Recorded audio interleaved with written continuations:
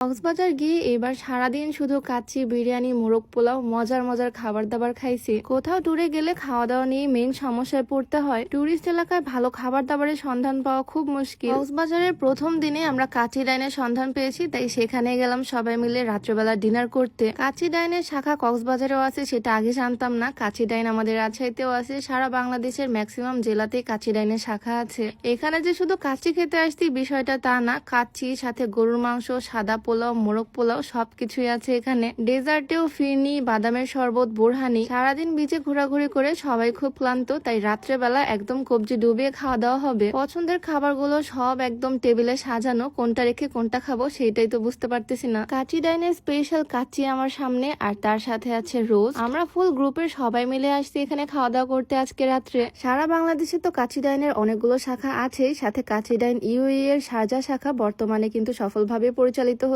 UAE Dubai international সিটিতে কাজ চলমান আছে এবং ইউএই আজমানে আগামীতে শুভ উদ্বোধন হবে। পাশাপাশি তাদের মালয়েশিয়াতে কাচ্চি ডাইন খুব দ্রুত ওপেন হবে। যাই হোক, এই ছিল আমাদের প্রথম দিন রাত্রেবেলার ডিনার। আলহামদুলিল্লাহ, রাতের বেলা তো একদম পেট ভরে খাওয়া দাওয়া করছি। আর তারপরের দিন দুপুর বেলাও আমরা চলে গিয়েছিলাম হাজি বিরিয়ানি হাউসে। কক্সবাজারে এসেও যে হাজি বিরিয়ানি পেয়ে যাবো সেটা তো চিন্তাও করিনি। কক্সবাজারে আমরা সুগন্ধা পয়েন্টেই ছিলাম, তাই সবগুলো রেস্টুরেন্ট আশেপাশেই পড়ছে। হাজি বিরিয়ানি হাউসে বিরিয়ানি থেকে শুরু করে তেহেরি, মোরগ পোলাও সবকিছুই আছে। ট্যুরে এসে আর যাই হোক, খাওয়া দাওয়া হচ্ছে এবার একদম ভরপুর। ট্যুরে এসে বা কক্সবাজারে এসে যারা ভালো খাবার জায়গা খুঁজে পাও না, তাদের জন্য আজকের ভিডিওটা অনেক হেল্পফুল হবে। আজকে তোমাদের মজার মজার খাবারের সন্ধানই দিব। এই হাজি বিরিয়ানি হাউসের তেহেরি থেকে শুরু করে মোরগ পোলাও সাথে কাচ্চি বিরিয়ানি সবকিছুই খুবই মজা লাগছে আমার কাছে। দেখো, দেখেই কি লোভনীয় মনে হচ্ছে। 3 ধরনের খাবারের ভ্যারিয়েশন আজকে ট্রাই করছি, মোরগ পোলাও, তেহেরি আর কাচ্চি বিরিয়ানি। সবাই তো মজা করে খাচ্ছি, আর এদিকে আমার হাজব্যান্ডের অবস্থা, সে তো একদম চেটে পুটে প্লেট একদম মুছে খাইছে। আর বিরিয়ানি খাওয়া শেষে আমার তো বোরহানি লাগবেই। বোরহানি সাথে বাদামের শরবত, এখানে সবকিছু অ্যাভেলেবেল। তো সেদিন দুপুরে খাওয়া দাওয়া আমাদের শেষ আলহামদুলিল্লাহ। আর রাত্রেবেলা আমরা চলে গিয়েছিলাম মেজদান ডাইনে। কক্সবাজারের বেস্ট বাঙালি খাবার যদি তোমরা ট্রাই করতে চাও তাহলে এখানেই চলে আসবা। এখানে আসার সময় আমার এতটা পরিমাণে এক্সপেকটেশন ছিল না, কিন্তু কিছুক্ষণ পর খাবার দেখে আমার চোখ একদম ছানা ভরা। আশেপাশের পরিবেশটা খুবই সুন্দর এখানকার। আমরা যেহেতু ফুল গ্রুপের অনেকজন মিলে আসছি, তাই একদম লম্বা ভাবে বসে পড়লাম সবাই মিলে একসাথে। কিছুক্ষণের মধ্যে আমাদের খাবারও চলে আসলো,